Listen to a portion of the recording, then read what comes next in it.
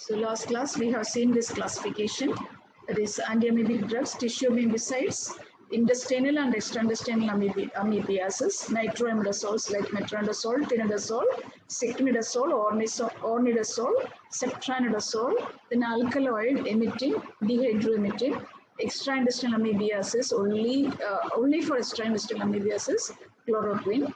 Now today we will be seeing luminal amebicides like amides, diloxanide furovate, nitazoxanide, then antibiotics like tetracycline paramomycin, 8-hydroxyquinolines, that is idochlor, that is idochlorhydroxyquine, or dihydroxyquine, that is idoquinol.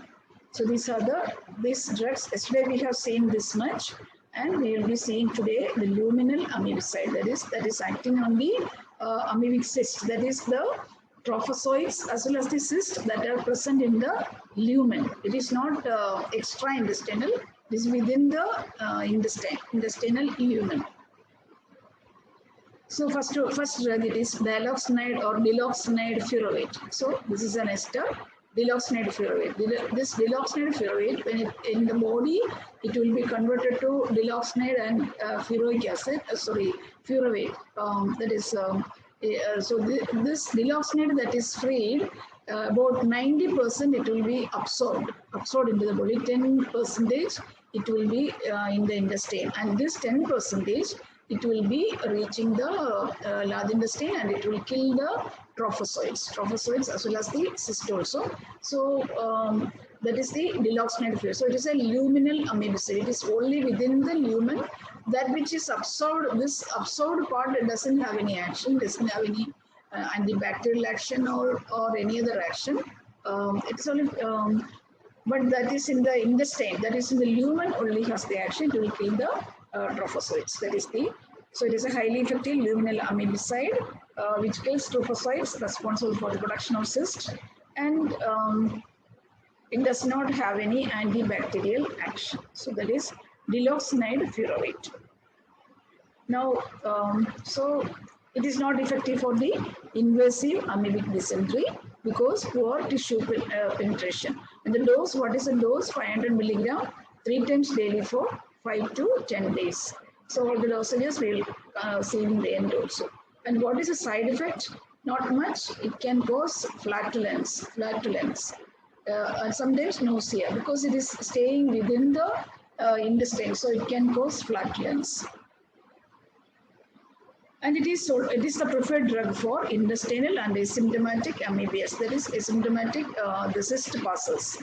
So that is about diloxanide. The drug name is diloxanide furovate. Now next drug, nitazoxanide. Actually, this is an anti-helminthic, there is a congener of the anti-helminthic drug, that is niclosamide. Niclosamide, it is an anti-helminthic drug. This drug, nitazoxanide, it is a salicylate congener of this niclosamide. So it is a congener of an anti-helminthic drug.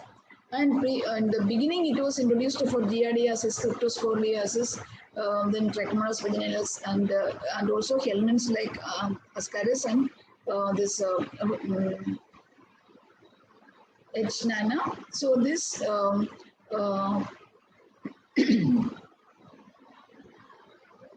so there is an anti-helminthic niclosamide. It is a congener, nitazoxanide. That is a drug name, nitazoxanide. And it is a prod drug. So prod drug means naturally it is inactive. It will be converted to the active form, tizoxanide. And this active form, it is an inhibitor of PF4 enzyme. So when we studied metronidazole, we have studied about this pyruvate ferredoxin oxaloreductase enzyme. And by inhibiting this enzyme, it will interfere with the electron transport energy metabolism in the anaerobic organisms. So, similar to metronidazole. So it is an inhibitor of PF4. PF4 means pyruvate ferredoxin oxaloreductase enzyme. So that is nitazoxanide. So actually it is a luminal amebicide but it can kill other, not only the cyst, but the other some amount of tissue trophocytes also can be killed by the nitazoxanide. So that is about nitazoxanide. Nitazoxanide. So it is an inhibitor of PFOR enzyme. But one important adverse effect is green urine. It can cause green urine. So when you are giving drug to the patients, you have to tell them that there will be the discoloration of urine. That is, it will be a green color urine. Now, so that was diloxanide furovate and nitazoxanide. Now the third drug, it is the 8-hydroxyquinolines. 8-hydroxy. They are quinidochlor and idoquinol. So these are all iodine-containing drug, and these are also luminal amebicide. It will be killing the cyst-forming amoebic trophocytes. It is a luminal amebicides.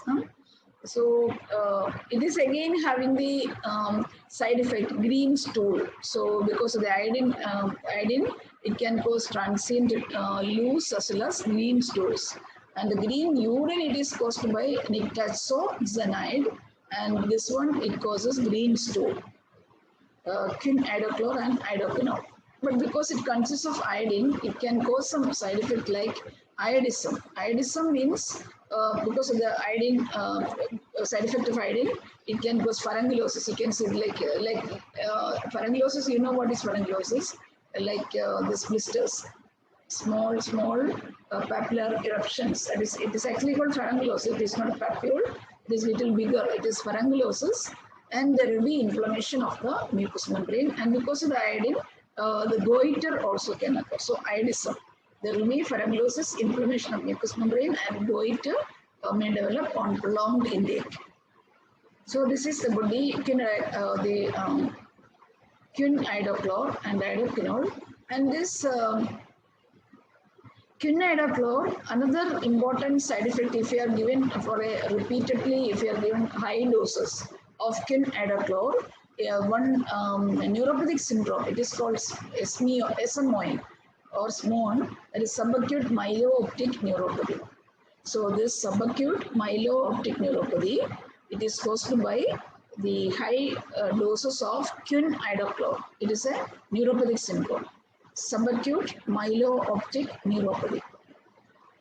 This happened in Japan. It happened as an epidemic form. So that is because they were using this drug for dysentery, and later on they found out that people are developing subacute myelooptic neuropathy. Yeah. Then now they are not using. So that is the SMON that is released by quinidochlor. And even children also we cannot do because it can cause, in pediatric patients, it can cause blindness. So children we cannot use. Anyway, we are having very, other better drugs. So we won't go for that. But some cases, some resistant cases, we may be needing it. That case only we will use. Otherwise, we have the very good drug that is diloxanide furovate. And nitazoxanide is there. So we won't go for this idochlor or quinidochlor or hydroxyquinol, etc. So hydroxyquinol. So we have the diloxanide. So, but we can use as an alternative to diloxanide furovate. And other uses for this hydroxyquin or quinidochlor, they are giardiasis, and all these drugs, whatever we have mentioned, they are all used for giardiasis, monilial and trichomonas vaginitis, fungal and bacterial skin infection. Monilial means it's a fungal, that is candidiasis. So it can be used. So that is about the idoquinol and quinidochlor. That is 8-hydroxyquinolines. So green stool, then iodism and SMON. That is the three important features you have to remember about this drug. And also blindness in children. Now some more drugs, that is tetracycline. Tetracycline, and you know it is an antibiotic. It is inhibit its mechanism of action. What is the mechanism of action? It inhibits the protein synthesis. That is the main mechanism of tetracycline. Tetracycline, how it acts? because we have already seen that this endomoeba lives symbiotically with the bacterial flora. That is a colonic bacterial flora. So this bacterial flora, they are highly hospitable. So this bacterial flora, they will make some congenial environment for the endomoeba to live, have a better life. So they will be manufacturing some vitamins, minerals, etc., which is useful for the growth of or multiplication or the existence of endomoeba. That is what our bacterial flora will do, highly hospitable. So if when we are giving tetracycline, it actually inhibits the bacterial flora. So because there is no bacterial flora, it cannot produce any better environment for the endomoeba. So then the endomoeba will be killed. So it is an indirect action. It indirectly reduces the proliferation of endomoeba, and so it is good in case of chronic cases. But it is only useful in the luminal cycle only. There is no mucosal invasion. Then usually it is given as a third drug. We have seen that we will give either natrium resource like metronidazole, timnodazole, secnidazole, anything, plus a luminal amibicide. Usually that is the system. We have to give a nitronidazole plus a luminal amibicide, and we can add this tetracycline as a third drug also. So that complete eradication or the complete cure can occur. So that is about tetracycline. Then another drug, there is another antibiotic. It is paromomycin. It is an aminoglycoside antibiotic. Paromomycin is also it resembles neomycin, another aminoglycoside. It also inhibits the protein synthesis. This is also used as a luminal amibicide, but it is somewhat some toxicities are there, toxic. So it is only not much marketed in India.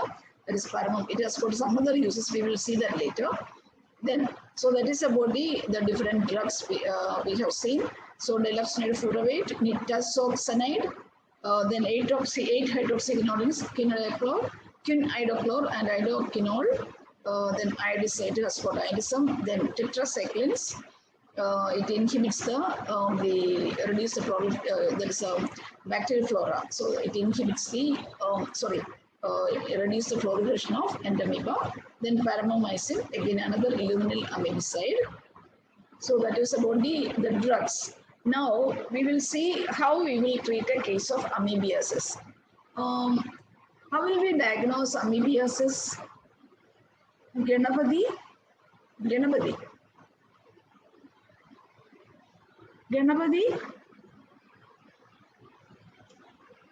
Ganapati, are you hearing? Ganapati?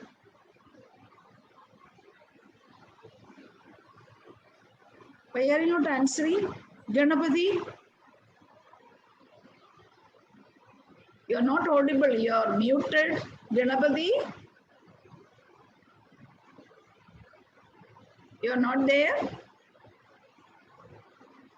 Nived, are you there today? Nived. Nived M. So what is happening? 3 days I called, Nived is not there. Ganapati, if you are there, you can respond. Otherwise, I can make you absent. Ganapati, no. Okay. Nived and Ganapati absent. Ashley Tasneem. Ashley.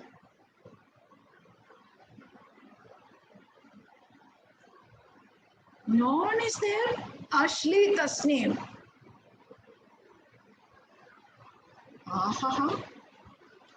This is something wonderful. Ashley.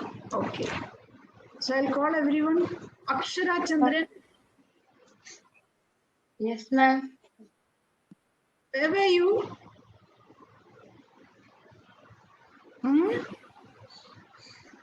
When I called, where were you? You show your face. Please show your face. Ashley Tasneem, keep your video on.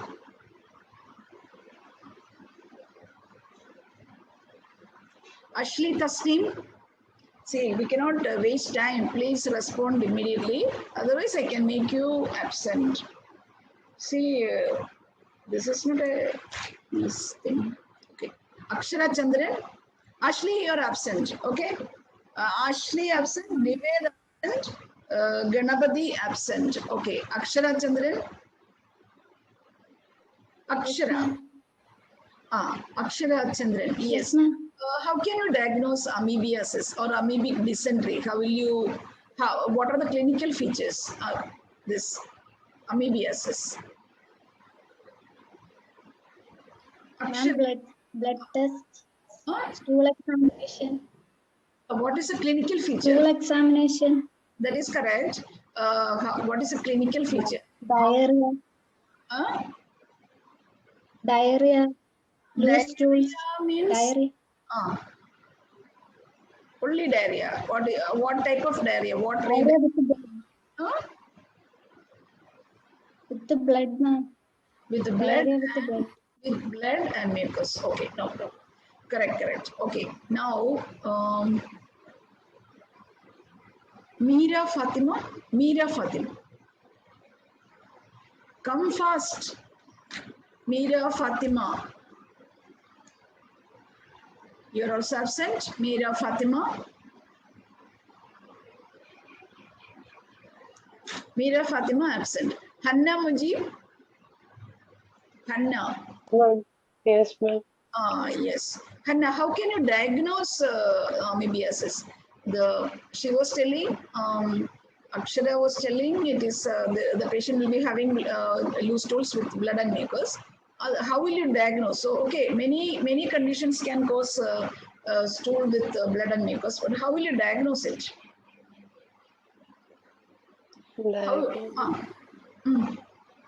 Yes, tell. What is your idea? Go first. I don't know, ma'am. You don't know. Okay, Afila Nasir.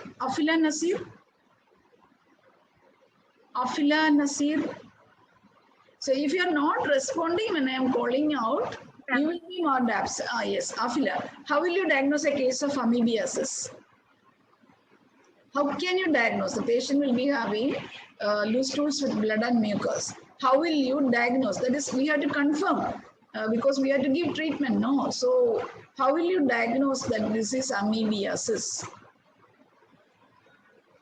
Use your common sense. Afila Nasir. Ultrasound. Ultrasound. What do you will say in ultrasound?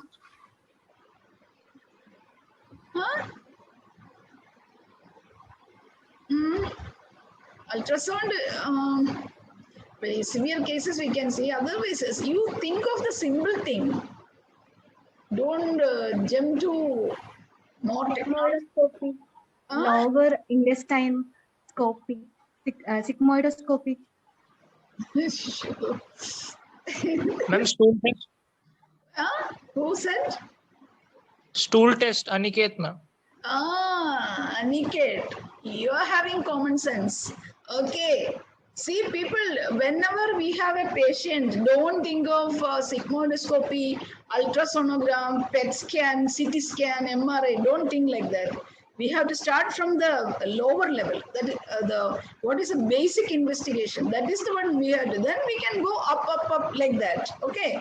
So Aniket was telling stool examiner, because everything is coming in stool and you have a microscope with you. You just examine. You cannot do that. The microbiologist or someone who are having microscope, they can look under the microscope. You can find out the amoeba, the amoebic cyst, trophozoite, everything you can see. That is the first exam. Then, okay, you can go for the other exam, ultrasound. Ultrasound, we cannot see any trophozoite, but if there is some liver abscess, something, we can see that it is there. Then sigmoidoscopy. Sigmoidoscopy also, how can we diagnose whether some trophocytes we cannot see? Again, we have to test the through sigmoidoscopy. What you will be taking, that again you have to look under the microscope. Then only you will find out whether it is amoebiasis or not. Okay, so that is the okay. Anyway, all are correct, but always think of whenever a patient comes to you, think of the basic investigation first. And then you can start from above also, that is correct. But when we have very cheap and basic investigation, go for that. Okay. Okay then, very good. Now, this is, so we will come to the treatment of amoebiasis. So we have studied many drugs, and now we will see how we will give the drugs. So we have to listen carefully. This is one of the in a prescription that need certification. That means you will have to write this when you come to college for the practical exam or some other assessment method. We will be conducting at that time. You have to write the prescription correctly. Then only you will be getting a pass mark. So for the internal assessment. Okay, so we will see acute amoebic dysentery, because this is one of the common conditions. Is people who are staying in hostels, so you are all prone to this amoebic dysentery, because we may not be knowing the hygienic condition of the canteen or the hostel or the persons who are making the food. So you are all prone to develop amoebic dysentery. But if we are taking care of all the precautions, then it may not be.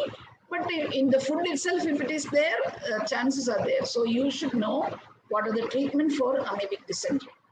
So this, as we have studied metronidazole and tinidazole, first we will read it out, then we will come to the dosages. So metronidazole or tinidazole are the drugs of choice, and it will kill the trophozoites in 5 to 10 days. And also we can go for secnidazole. We have studied many things, ornidazole, etc. So first we will be giving any nitroimidazoles, followed by a course of luminal amebicide to ensure the eradication of Entamoeba histolytica from the pollen, and to prevent carrier or cyst passing state. Then we can add one tetracycline if you want. It will have an adjuvant value. So this is the acute amoebic dysentery. The person is coming with loose stool with blood and mucus. So we have to treat him. So how will you treat? What is the dose? So there are any drugs any nitroimidazoles can be used, but I am taking only one regimen, that is metronidazole. We can give 800 milligram 3 times daily into 7 to 10 days. So metronidazole, just listen, 800 milligram 3 times daily into 7 to 10 days. Or, this is oral, it is not and. Tinidazole 2 gram daily for 2 gram daily. So because it is longer acting, 3 to 6 days. So this is either this. Then followed by diloxanide fuel. This is for the luminal amebicide. So this is tissue amebicide or extraintestinal, and this is the luminal 500 milligram 3 times daily into 5 to 10 days. So this is for acute amoebic dysentery. So listen, metronidazole 800 milligram 3 times daily into 7 to 10 days, or tinidazole 2 gram daily into 3 to 6 days, followed by diloxanide furoate 500 milligram 3 times daily into 5 to 10 days. So this is acute amoebic dysentery. Same thing, it will be for other thing also, but some additions, some changes only. Okay, now we will see what is the mild intestine amoebiasis or asymptomatic cyst pulses.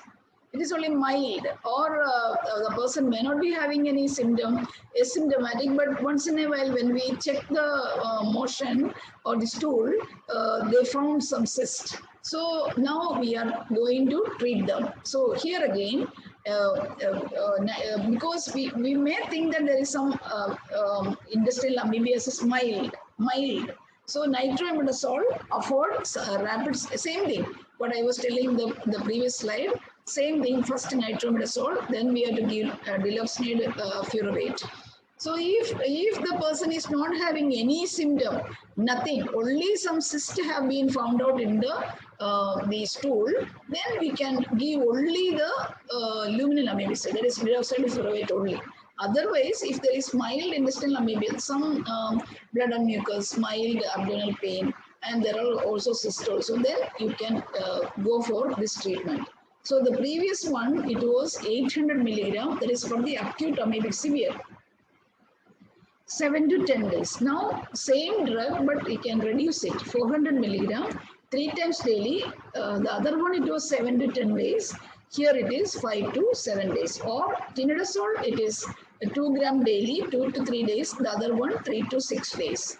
And diloxanate furoate, there is no change. It is 500 milligram 3 times into 5 to 10 days. The other thing also, it is 5 to 10 days. Okay.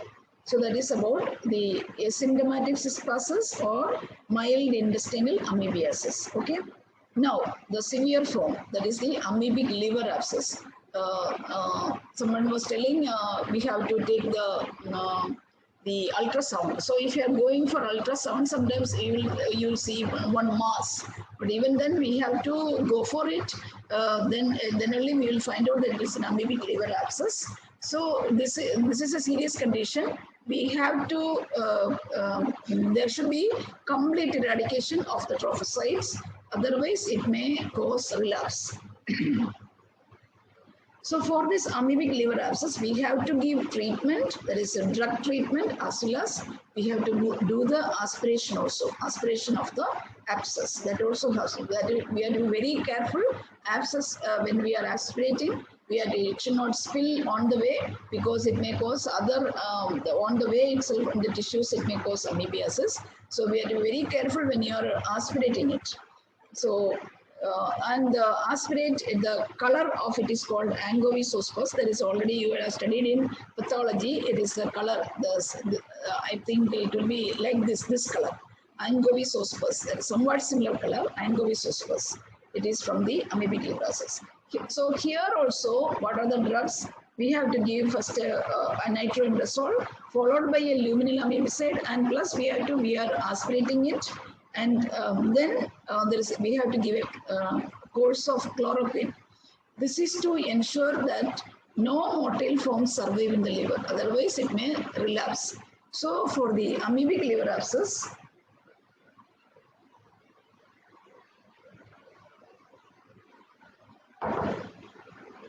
how will you give the treatment? We can give orally also, but it better go for IV infusion. But we can go do oral treatment also, like as in the case of acute amoebic dysentery. Metronidazole 800 milligram 3 times daily. It is sure and certain for 10 days, or tinidazole 2 gram daily for 3 to 6 days. But it is a serious condition. We can go for IV infusion. So metronidazole 500 milligram, that is either orally or IV. Slow IV infusion, because there are infusions are available, ready-made infusions are available, 500 milligram. Then you can just run the infusion 6 hourly into 10 days. 10 days we have to give 6 hourly. Then or tinidazole we are giving orally, or tinidazole 800 milligram IV daily into 6 days, or till oral can be given. So same regimen, but we are going for the IV infusion, and here it is IV daily. Then plus we are giving the diloxanate furoate. There is a luminal amibacide, same dose, 500 milligram 3 times daily into 5 to 10 days. And since it is an amoebic liver abscess, we have to add better chloroquine. Chloroquine is the one which is used for the extraintestinal amoebiasis. It is only for that. 600. So first we have to give 600 milligram for 2 days, followed by 300 milligram for 2 to 3 weeks. So 3 weeks. So after this, 2 days, 600 milligram, followed by 300 milligram for 2 to 3 weeks. So because hepatic liver abscess, amoebic liver abscess, it is a serious condition. To prevent the relapse, we have to give metronidazole followed plus diloxanate furoate, followed by chloroquine. Then, okay, this is the treatment, and how can we say that it is cured? So, then afterwards, after this, in another, we have to do the regular, testing of the trophocyte, or the stool testing, or by any other test. We have to do regularly for another 2 years if there is an amoebic liver abscess. Then if it is absent, then we can be sure that it is gone. But even afterwards also, some people, some trophocytes, if we stay there may be relapse also. But usually it won't happen. So that is the treatment of amoebiasis. So once again, I am repeating. So acute amoebic dysentery, it is metronidazole or tinidazole. Metronidazole 800 milligram TDS into 7 to 10 days, or tinidazole 2 gram daily into 3 to 6 days, followed by diloxanide furoate 500 milligram 3 times daily into 5 to 10 days. So this is acute anemic dysentery. Then asymptomatic spasms or mild intestinal, how much? 400 milligram 3 times daily into 5 to 7 days, and tinidazole 2 gram daily for 2 to 3 days. Then diloxanide furoate same dose 500 milligram 3 times daily into 5 to 10 days. And amoebic liver abscess, we have to give the treatment and aspiration. And so metronidazole 800 milligram 3 times daily into 10 days, or 500 milligram slow IV infusion 6 hourly into 10 days. Or tinidazole 2 gram daily into 3 to 6 days, or 800 milligram IV daily into 6 days. If you write this one, or you will get the mark, or if you write oral tablet also, you will get the mark. But better go for IV infusion. Then diloxanide furoate followed by chloroquine 600 milligram.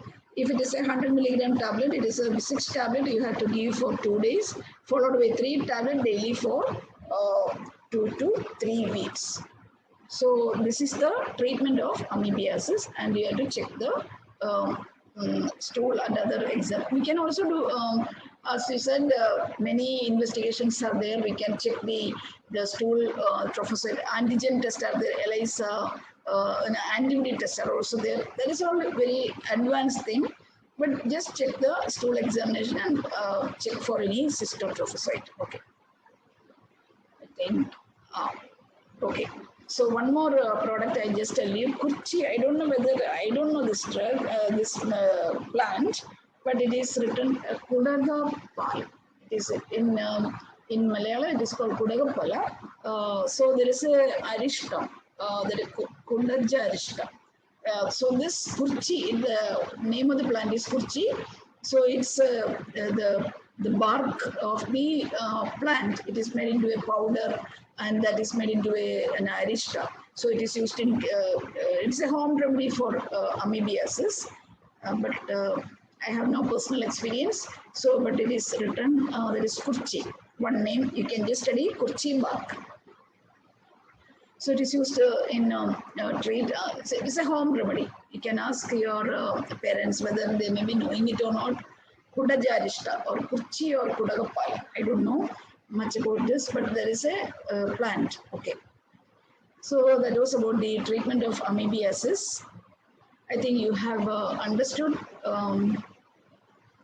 anything.